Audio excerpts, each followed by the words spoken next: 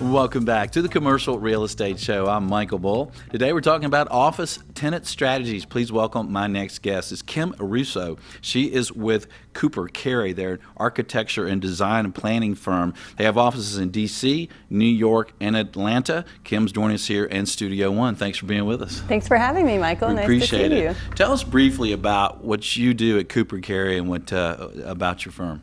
Well, our firm has a mission of connecting people to place. And as principal and director of interior design, I really get to dive into how we physically connect people to the places they occupy. Yeah, that's nice, and it's really important. And one of the things that we've heard in this show today is some tenants have an issue with is timing, not kind of starting too late. When should they start working on their design if they're looking for new space? I would say as soon as it pops in their head, they need to do it. Yeah. We see a lot of things driving schedules, financial implications internally, trying to get budgets approved, or, logistics of moving people, but we really can't emphasize enough starting soon. And I would say at a minimum, a year before you think you need to move, you should talk to someone. Yeah, that's a good point as a minimum. And so who should a tenant think about having on their team, both kind of in the firm and then maybe vendors, third-party vendors to help them? Well, it's really important, and we see successful projects when internally a champion and a point person gets assigned, as well as the decision-making team. So that is critical for the company. And then looking outward, building your team as soon as possible, and project management has really kind of come into its own as a profession. And so these are third-party real estate advisors that can help bring on the architect and the engineers and any other kind of vendors that would make the project a success. Right. And then inside the company, so you want to bring some of your department heads and HR and bring in the CEO. Do you want to bring in marketing? How many people do you see get involved in some of these deals? Well, we've seen it where it's been a committee of 20, and sometimes it's, the CEO and the facilities manager. And I would say they really need to think about their culture and how they want to move a project through. But what's important is that they decide, is it a committee or is it a dictatorship, if you will? Yeah. And then that will dictate their process. But I will say the most successful projects have a bit of a perspective from different departments, so HR, finance, and the CEO. Right, and I'm sure you appreciate that when you're doing the design to kind of, because you want to make sure that you understand the future of the business and how it operates and how these different departments work together, right? So how are some of the space designs evolving? It seems like it's been evolving pretty quickly. It has, and I'd say a predominant trend is kind of these raw and industrial spaces that feel like it could be in someone's startup garage, and the tech industry has really kind of driven that. And then to offset that, they're really looking for a warm, kind of wood-inspired but more rustic feeling. Right, and so just talk about those kind of adaptive reuse and some of these spaces that may have been industrial buildings. So if I'm running a company and I want to be in one of these cool spaces, what should I think about there in terms of design and build out and cost? Well, it's a very exciting time because these opportunities are here, such as the big warehouses that have become office suites.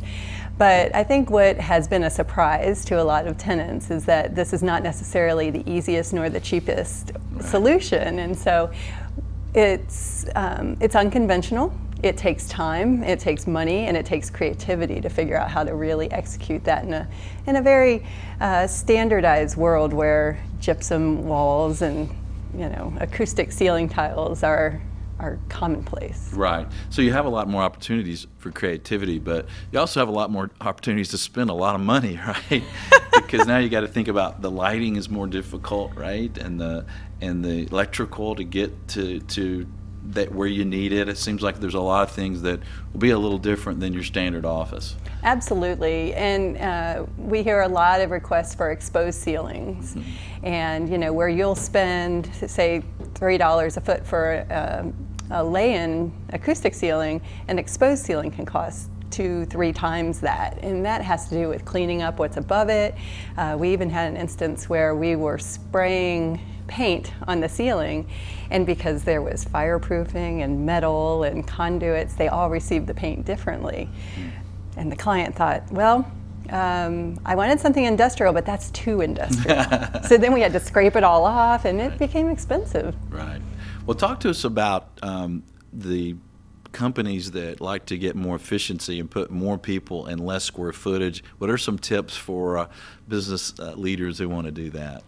Well, what we're finding is that densifying workspaces is not working for companies.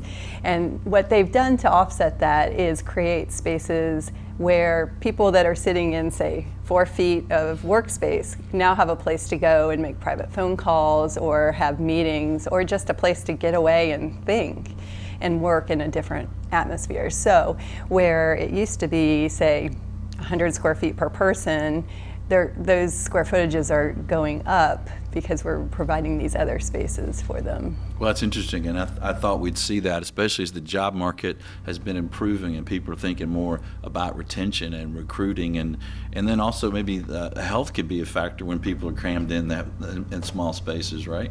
Oh, absolutely. We're finding that acoustic satisfaction, meaning you can't think when you're hearing people, or someone sneezing on you, or someone's being very distracting, are all things that are impeding people's satisfaction with Well, stay work. tuned. We're going to have more on office tenant strategies. I'm Michael Bull. This is the Commercial Real Estate Show. Stay with us. Commercial Real Estate Show is brought to you by Valuate. Easily share what-if analysis online with colleagues. Visit getvaluate.com.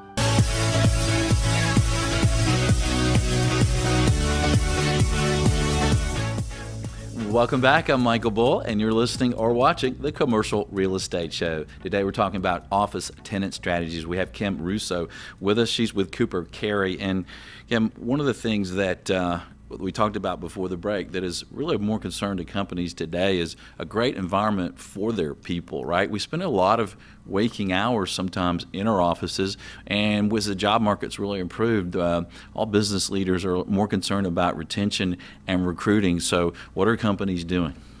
Well, ever since the recession, I think a big focus has been on making people comfortable at work. And there's 2 ways you can do that. First, you can make the environment pleasant. Like sleeping chairs? Yeah, well, sure. I mean, if it gives Sleeping them a pods. boost of energy to move on, you know. But do you come to work and enjoy the way it looks? And do you feel like you're part of something bigger? And that's all through the aesthetics of your space. But the second point is really supporting how people work.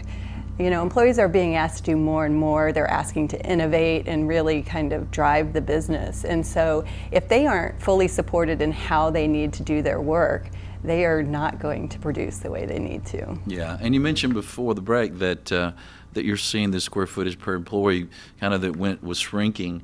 Some companies are realizing, hey, you're going to need more space, or you're not going to be able to retain these folks. What else would you tell a business leader who's trying to do a design that really recruits more employees and keeps them happier? It is focus on your objectives for your business. Workplace strategy is a buzzword that's come out that really is enhanced programming, but really take the time to understand what are your objectives for your business, what is the culture of your people, and tie those together so that you can produce the work environment that supports both of those. For instance, if you have a company that really values the ability to put your head down and think, everybody might need offices.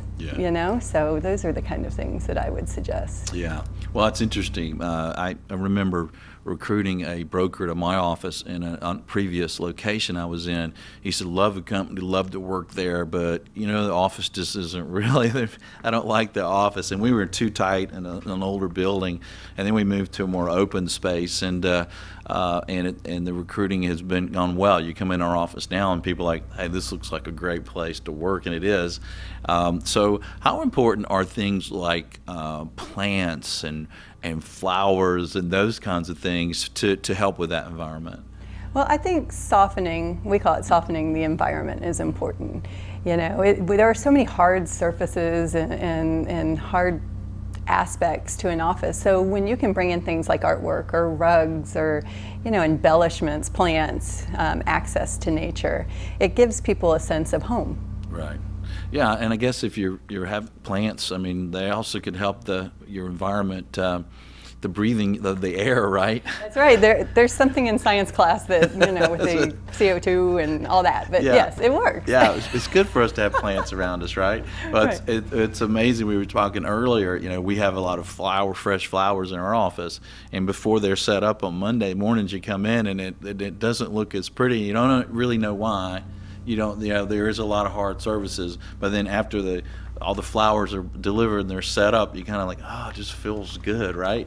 Yeah, absolutely. What are some other tips, a parting tip? You had to give a number one tip for office design. What would it be? I would say realize that you're embarking on a very important endeavor for your company.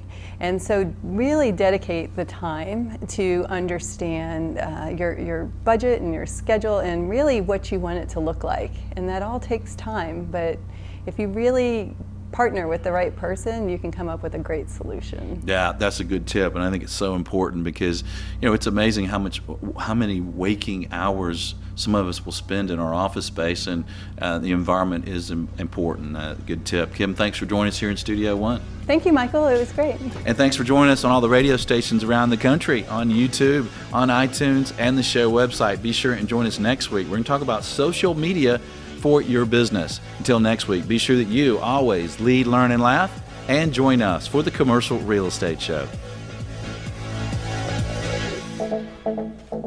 Cheers. The Commercial Real Estate Show is brought to you by Bull Realty, Asset and Occupancy Solutions, Xceligent, building data everywhere, CCIM Institute, the industry's global standard for professional achievement, Valuate, easily share what-if analysis with colleagues online, and First Service Solutions, your CMBS borrower advocate. For more information on how these businesses may be of service to you, visit creshow.com.